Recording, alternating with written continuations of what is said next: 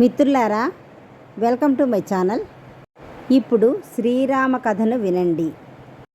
5th part మీకు ఇప్పుడు వినిపించబోతున్నానండి. శ్రద్ధగా వినండి. ఓం గం గణపతే నమో నమః. ఓం సరస్వతీదేవి నమో నమః.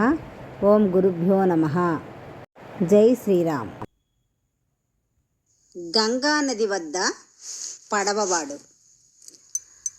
గంగానది దోనెవాడు సుమంత్రుణ్ణి అయోధ్యకు పంపిన తర్వాత రాముడు, సీత, లక్ష్మణులు విశాలమైన పవిత్ర గంగానది తీరానికి చేరుకున్నారు. ఆ నది నీరు సూర్యకాంతిలో మెరిసిపోతూ దివ్య కాంతిని వెదజల్లుతోంది. కానీ వారు అరణ్య ప్రవేశం కొనసాగించాలంటే ముందుగా గంగను దాటాలి. రాముడు చుట్టూ చూశాడు. ఒక చిన్న దోణి తీరానికి కట్టబడి ఉంది. సాంత్వనభరితమైన చిరునవ్వుతో ఆయన పిలిచాడు, దోనెవాడా, మమ్మల్ని ఈ నది దాటిస్తావా? దోనెవాడు దోణిని దగ్గరగా తెచ్చాడు. రాముడిని చూసిన క్షణంలోనే 2 చేతులు జోడించి నమస్కరించాడు. భక్తితో అతని హృదయం కదిలిపోయింది. అతను సిగ్గుగా అన్నాడు, ప్రభు, మీరు ఎవరో నాకు తెలుసు. ఒకసారి మీ పాదధూళి తాకిన రాయి స్త్రీగా మారింది. నా దోణి చెక్కతో తయారైంది. మీ పవిత్ర పాదాలు దాన్ని తాకితే అది కూడా మరేదో రూపం తీసుకుంటే ఈ దోణి నా జీవనాధారం. దీని ద్వారానే నేను గంగను దాటే ప్రయాణికులను తరలించి నా కుటుంబాన్ని పోషిస్తున్నాను. ఇది నాశనమైతే నేను ఎలా బ్రతుకుతాను? రాముడు ప్రేమతో నవ్వాడు. మంచి మనిషి. నా భార్య సీత, నా తమ్ముడు లక్ష్మణుడు, మేము ఈ నది దాటాలి. దాన్ని ఎలా సాధించాలి అని అడిగాడు. దోనెవాడు ఒక క్షణం ఆలోచించాడు. ఆ తర్వాత భక్తిపూర్వకంగా అన్నాడు, ప్రభు, ఒక షరతు మీద నేను మిమ్మల్ని దాటిస్తాను. ముందు మీ పాదధూళిని కడిగేందుకు నాకు అనుమతి ఇవ్వండి. అప్పుడు మాత్రమే మీరు నా దోణిలోకి అడుగు పెట్టాలి. అలా చేస్తే నా దోణి ఏదో రూపంలోకి మారిపోదు. రాముడు చిరునవ్వుతో అన్నాడు, నీకు ఆనందం కలిగిస్తే అలాగే చెయ్యు అని అన్నాడు రాముడు. దోనెవాడు వెంటనే నదిలోకి వెళ్ళి ఒక చెక్క గిన్నెతో నీటిని తీసుకువచ్చి రాముడి ముందు మోకాళ్లపై కూర్చున్నాడు. భక్తితో నిండిన చేతులతో రాముడి పద్మ సమాన పాదాలను శ్రద్ధగా కడిగాడు. తన భుజంపై ఉన్న వస్త్రంతో వాటిని తుడిచాడు. అతని కళ్ళు ఆనందంతో మెరుస్తున్నాయి. ఆకాశంలోని దేవతలు ఈ దృశ్యాన్ని చూసి ఆశ్చర్యపోయారు. ఆహా అని అన్నారు. ఎంత అదృష్టవంతుడు! ఈ సాధారణ దోనెవాడు మనం చేయలేనిది ఇతను చేశాడు. రాముని పాదసేవ పొందాడు. పాదసేవ పూర్తయ్యాక దోనెవాడు రాముడు, సీత, లక్ష్మణులను దోణిలోకి ఎక్కించాడు. బలమైన నెమ్మదైన దెబ్బలతో దోణిని సాగించాడు. దోణి సునాయాసంగా గంగను దాటుతుండగా అతని హృదయం మౌనంగా గానం చేస్తోంది. ఎందుకంటే ఇతను సాధారణ ప్రయాణికులను కాక స్వయంగా ప్రభువునే దాటిస్తున్నాడు. ఆ వైపు తీరానికి చేరుకున్న తర్వాత దోనెవాడు తొందరగా దిగి వచ్చాడు. మొదట సీతకు చేతి అందించి దింపాడు. తర్వాత లక్ష్మణుని, చివరిగా రాముణ్ణి. వారంతా సురక్షితంగా దిగిన తర్వాత అతను రాముడి పాదాల వద్ద పడి ఏడ్చాడు. ప్రభు, నాకు లభించిన ఈ భాగ్యం అమితమైనది. మీ ఆశీర్వాదమే నా కోరిక. సీతాదేవి అతని భక్తిని గమనించి తన వేలు నుండి ఒక రత్నపు ఉంగరాన్ని తీసి, మంచి మనిషి, మా కృతజ్ఞతగా గుర్తుగా దీన్ని స్వీకరించు అంది. కానీ దోనెవాడు తల అడ్డంగా ఊపాడు. అమ్మా, నేను దాన్ని స్వీకరించలేను. ప్రభువుకు సేవ చేయడం నేను అందుకున్న గొప్ప బహుమతి. మీ ఆశీర్వాదం, ఆయన కృప, అవే నాకు చాలు. రాముడు ప్రేమతో అతన్ని లేపి ఆశీర్వదిస్తూ అన్నాడు, నీ భక్తి ఎల్లప్పుడూ ప్రకాశిస్తూనే ఉండాలి. నీ కుటుంబం ఎప్పుడూ దుర్భిక్షం చూడకూడదు.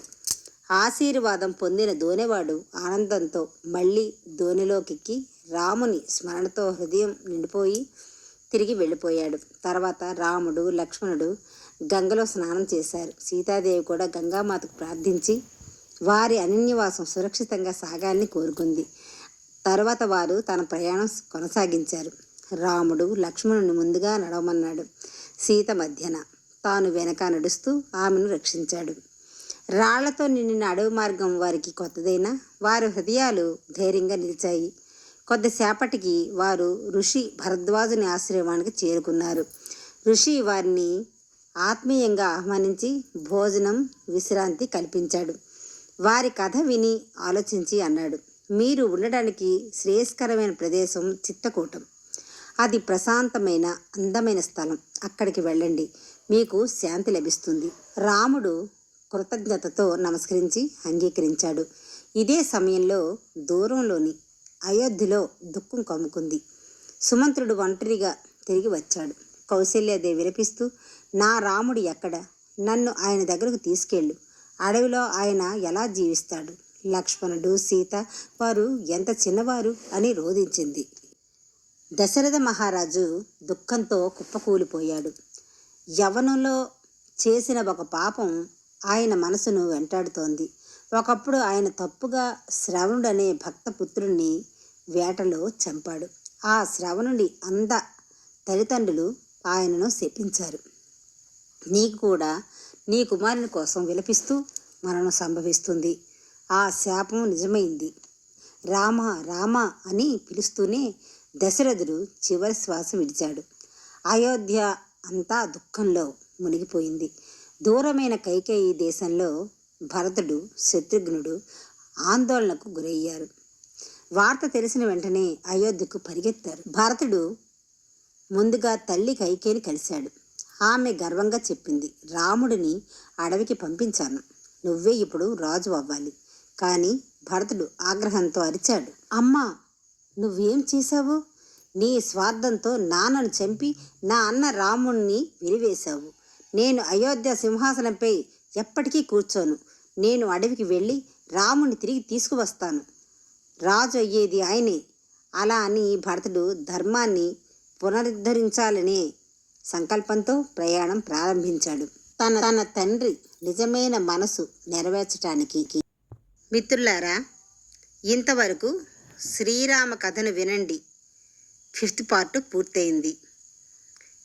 నెక్స్ట్ వీడియోలో 6th పార్ట్ శ్రీరామ కథను వినండి వీడియో అప్లోడ్ చేస్తాను.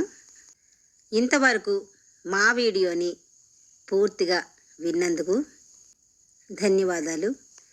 ఈ శ్రీరామ కథను నేను చెప్పినందుకు, మీరు విన్నందుకు ఆ శ్రీరామచంద్రుని అనుగ్రహం తప్పక మనకి సంపూర్ణంగా లభిస్తుంది.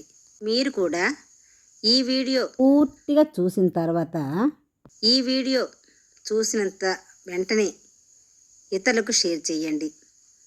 ఇటువంటి పుణ్యగాథలను ఇతరులకు మనం షేర్ చేస్తే మనం కూడా చెప్పినటువంటి అదృష్టం కలుగుతుంది. మీరు వాట్సాప్లంట మీ బంధువులకు, స్నేహితులకు, ఫేస్బుక్లంట షేర్ చేయండి. ఈ తాలూకా భక్తి ఛానల్ని ముందుకు నడిపించండి. ఈ వీడియో పూర్తవగానే మీకు నచ్చినట్లయితే లైక్ చేయండి. కొత్త వాళ్ళు మా ఛానల్ చూస్తున్నట్లయితే సబ్స్క్రైబ్ కూడా చేసుకోండి. షేర్ చేయడం మాత్రం మర్చిపోకండి. ఈ ఉదయ శంకర్ ఛానల్ని ముందుకు నడిపించండి. మీ సపోర్ట్ మాకు ఎంతో అవసరం అండి. మీరు మాకు ఎంతో హెల్ప్ చేసిన వాళ్ళు అవుతారండి. ఈ వీడియోను మీరు లైక్ చేయడం వల్ల కొంతమందికి ఈ తాలూకా వీడియో చేరుతుందండి. ఈ ఉదయ శంకర్ ఛానల్ ముందుకు వెళ్తుంది. మీరు మాకు మంచి హెల్ప్ చేసిన వాళ్ళు అవుతారు. మిత్రులారా, ఈ వీడియో మీరు పూర్తిగా చూసినందుకు మరీ థ్యాంక్ యూ చెప్తున్నానండి.